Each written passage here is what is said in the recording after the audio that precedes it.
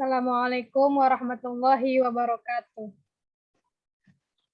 Alhamdulillah, puji syukur atas kehadiran Allah Subhanahu wa Ta'ala yang telah memberikan rahmat serta karunia-Nya kepada kita semua.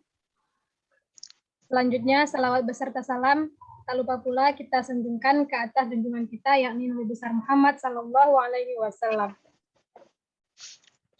Baiklah, di kesempatan kali ini kami akan mempresentasikan hasil dari makalah kami mengenai ayat riba dalam Al-Quran oleh kelompok 8, yaitu saya, Rahmi Surimanik, NIM 20 30 40 20 76. Dan saya, Aldian Saputra, dengan NIM 20 30 40 20 08. Dengan dosen pembimbing Bapak Yogi Imam LC MSED. Baiklah, pembacaan materi pertama yaitu tentang pengertian riba. Secara bahasa atau lughah, menurut Al-Razi, riba berarti tambahan. Hal ini didukung dengan sebuah ungkapan roba al-siyai yarbu, arba al-rajul iza, amalafi al-riba. Di samping itu juga dikuatkan oleh Quran surah Al-Hajj, warubiyat ihtazat, hiduplah bumi itu dan suburlah. Arti kata riba dalam ayat ini adalah bertambahnya kesuburan atas tanah.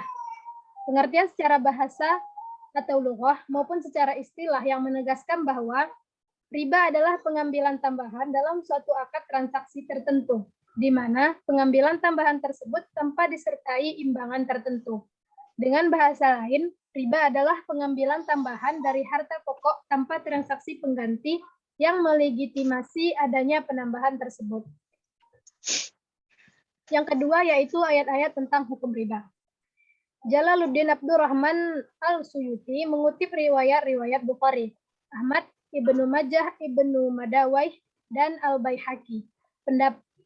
Berpendapat bahwa ayat yang terakhir turun kepada Rasulullah Shallallahu Alaihi Wasallam dalam ayat-ayat yang mengindikasikan penjelasan terakhir tentang riba, yaitu firman Allah Subhanahu Wa Taala, Ya ayyuhalladzina amanu taqullah wa daru ma baqiya minar riba in kuntum mu'minin, yang artinya, hai orang-orang yang beriman, bertakwalah kepada Allah dan tinggalkanlah sisa riba jika kalian orang-orang yang beriman. Quran surah Al-Baqarah ayat 278.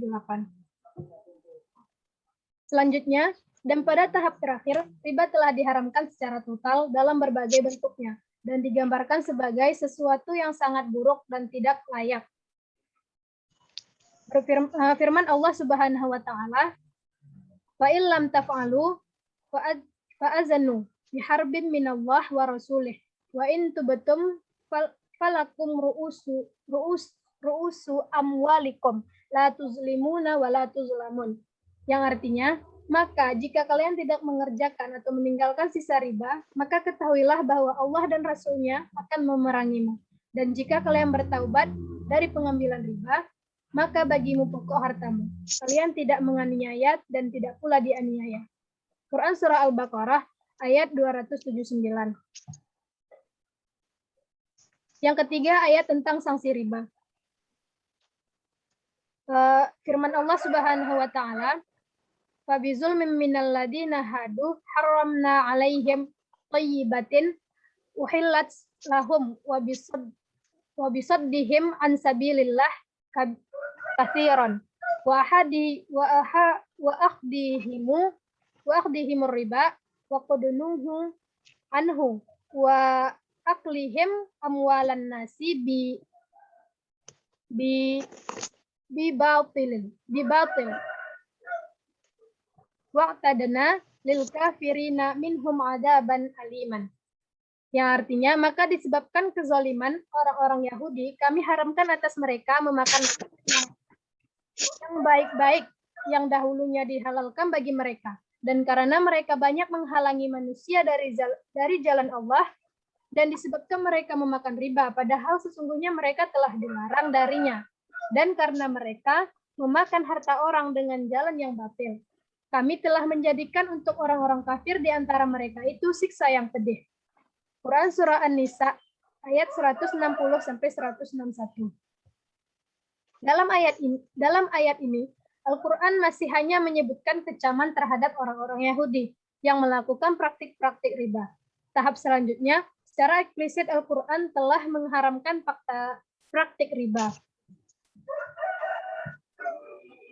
Meskipun masih terbatas pada salah satu bentuknya, yakni dengan menyatakan batasan adfan mudha'afah, hal ini sebagaimana disebutkan firman Allah, ya ayyuhalladzina amanu la ta'kulur riba adha'afan mudha'afah wattaqullah la'allakum tuflihun.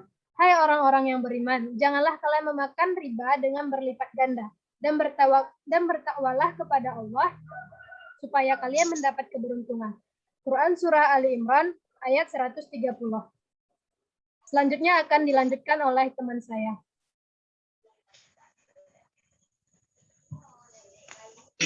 Baiklah, terima kasih kepada Rahmi Surimanik.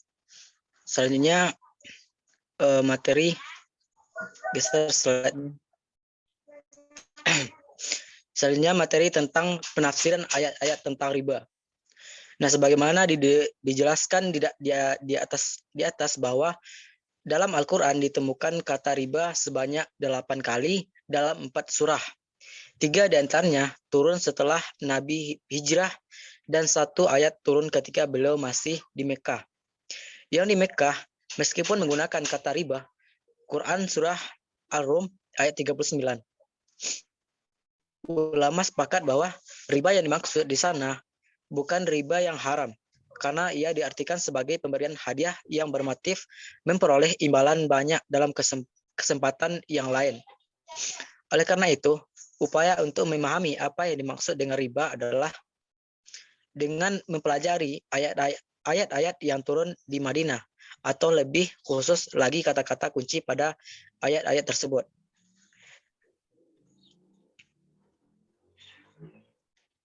Selanjutnya.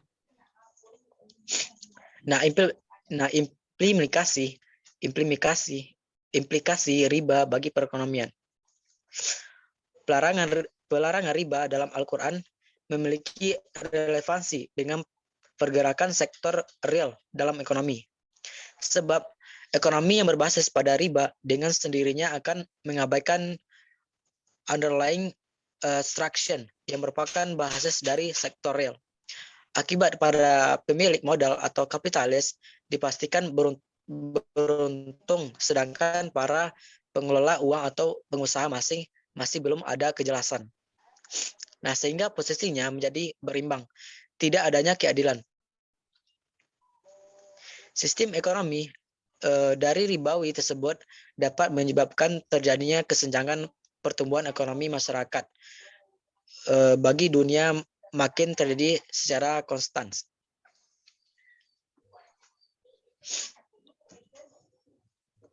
Nah, selanjutnya di dalam konteks ini Al-Quran membicarakan riba dalam konteks ekonomi makro, yaitu melihat dampak riba terhadap ekonomi masyarakat secara agregat. Sistem ekonomi ribawi akan mempengaruhi investasi. Semakin tinggi salah satu bunga ketika investasi semakin menurun, maka akan berdampak pada meningkatnya angka pengangguran. Di samping itu, sistem ribawi ini telah menjerumuskan negara-negara berkembang kepada debt trap atau jebakan hutang yang dalam.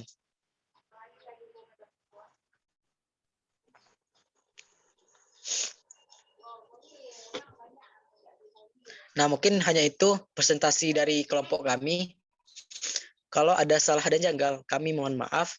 Wabillahi taufik wal hidayah. Waridho wa inayah. Assalamualaikum warahmatullahi wabarakatuh.